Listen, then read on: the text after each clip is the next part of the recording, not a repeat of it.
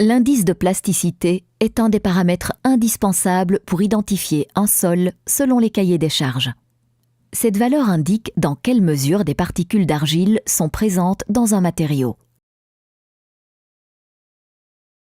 Étant donné que ces particules peuvent avoir un impact négatif sur l'application d'un matériau en construction routière, ce résultat peut être utilisé pour spécifier les domaines d'application. L'indice de plasticité se détermine notamment à l'aide de l'appareil de Casagrande.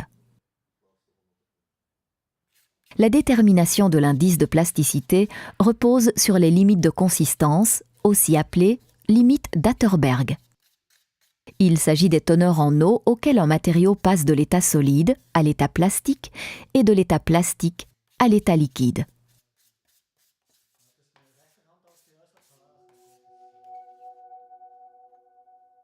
Avant de débuter l'essai, le laborantin pèse plusieurs récipients dans lesquels de petits échantillons seront placés ultérieurement pour en déterminer la teneur en eau.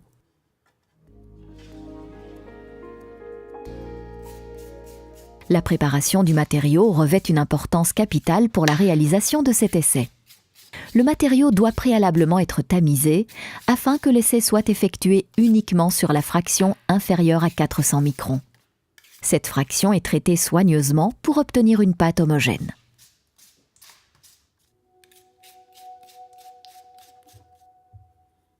Pour déterminer la limite de liquidité, le laborantin étale environ 70 g de sol dans la coupelle de l'appareil de Casagrande.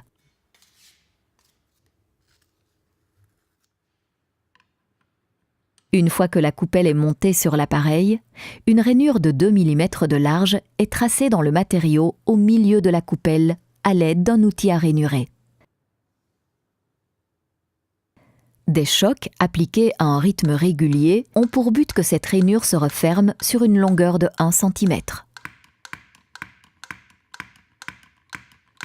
Le nombre de chocs nécessaires pour y parvenir est compté.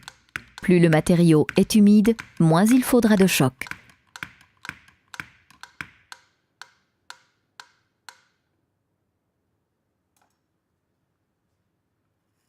Le laborantin prélève ensuite un échantillon dans la zone où le matériau s'est refermé afin d'en déterminer la teneur en eau.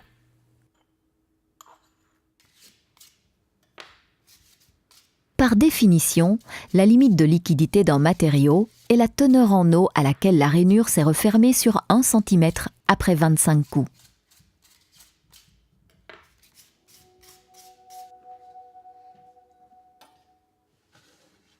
Étant donné que dans la pratique, il est quasiment impossible d'obtenir cette teneur en eau, on réalise une régression linéaire avec 4 à 5 points de mesure à différentes teneurs en eau.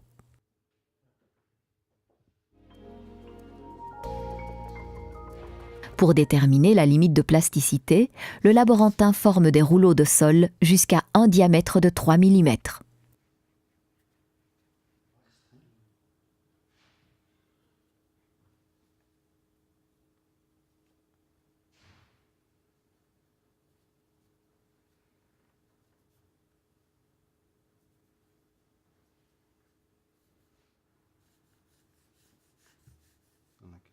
Lorsque le rouleau se brise ou se morcelle quand il atteint un diamètre de 3 mm, on détermine sa teneur en eau.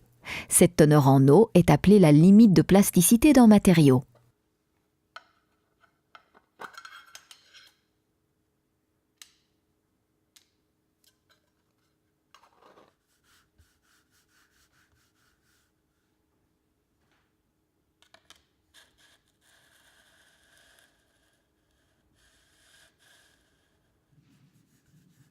Étant donné que cet essai est très sensible et étroitement lié à l'opérateur, il est répété plusieurs fois et la teneur en eau est déterminée à plusieurs reprises pour obtenir une valeur moyenne.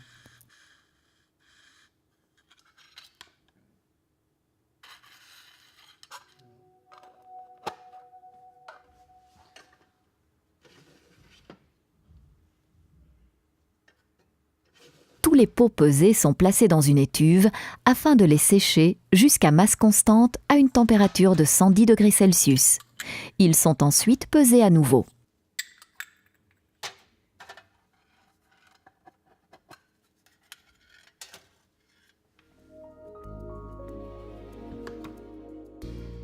Après ce pesage, toutes les teneurs en eau sont calculées.